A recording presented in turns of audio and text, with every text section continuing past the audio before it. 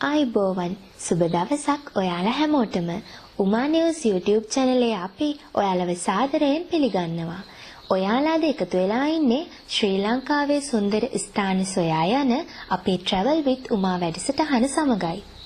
අද අපි travel කරන්නේ අපේ රටේ තියෙන ලස්සනම ලස්සන දිය ඇල්ලක් වන දෙහෙන ඇල්ල දිය කොමලිය බලන්නයි. එහෙනම් වැඩි කතා නැතුව එන්න යමු. ඒ ලස්සනම ලස්සන දිය ඇල්ල බලන්න.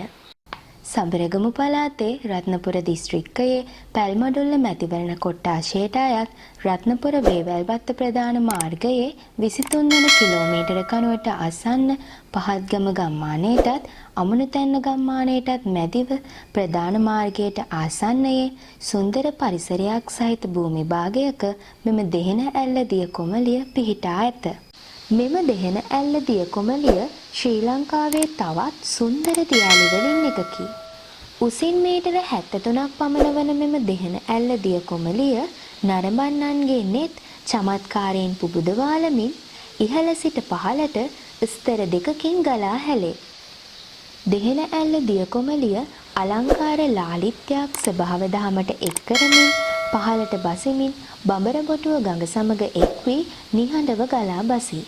වර්ෂා කාලවලදී දෙහෙන ඇල්ල දිය කොමලිය මුළු ප්‍රදේශයම තම මීදුම් පටලවලින් ආවරණය කරමින් වෙනදාට නොදැවෙනි චමත්කාරයක් පරිසරයට එක් කරමින් ගලා බසින්නේ තම අණසක අවට ප්‍රදේශය පුරාවටම පතුරවමිනි.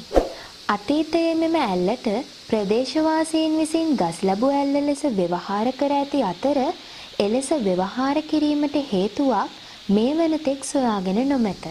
තවද අතීතයේ මෙම ප්‍රදේශය පාලනය කළ ප්‍රාදේශීය නායකයින් සහ කුලවතුන් විවිධ වැරදි කළ පුද්ගලයින්ට දඬුවම් පමුණුවීම සඳහා ඇල්ල මුදුනට ගෙන ගොස් පහළට ඇද දැමූ බව ජනප්‍රවාදයේ සඳහන් වේ. ඒ හේතුව නිසා මෙම දිය කොමලියට දමන ඇල්ල යන නම පටබැඳී ඇත. කාලයත් සමගම දමන ඇල්ල දෙහෙන ඇල්ල ලෙස ජන ව්‍යවහාරයට එක්වීමත් සමගම වර්තමානයේ මෙය දෙහෙන ඇල්ල ලෙස හඳුන්වනු ලබයි. මෙහි අසිරිය විඳීමට දේශීය සහ විදේශීය සංචාරකයින් විශාල පිරිසක් පැමිණෙන්නේ ඒ තරමටම මෙය ශ්‍රී ලංකාවේ සුන්දර දිය ඇලි වලින් එකක් බැවිනි. ඔබද මෙම දෙහෙන ඇල්ල දිය කොමලියගේ සුන්දරත්වය විඳීමට පැමිණීමේදී ඔබ රැගෙන එන සියලුම දේ ඇල්ලවට භූමියේ තැන් තැන්වල නොදමා ආපසු රැගෙන යාමට අමතක නොකරන්න. අවට පිරිසිදු කර යාමටද වග බලා ගන්න. එය මෙහි සුන්දරත්වය රැක ගැනීමට මහඟු පිටු වහලක් වනු නොඅනුමානය.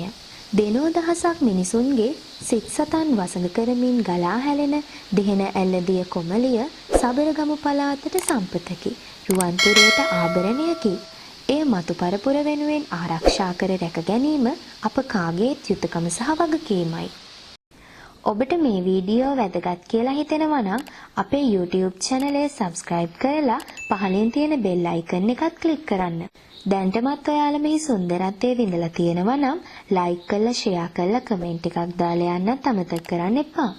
මේ වාගේම සුන්දර වීඩියෝවක් අරගෙන නැවත එන්නම්. පරිස්සමින් ඉන්න, ගිහින් එන්නම්.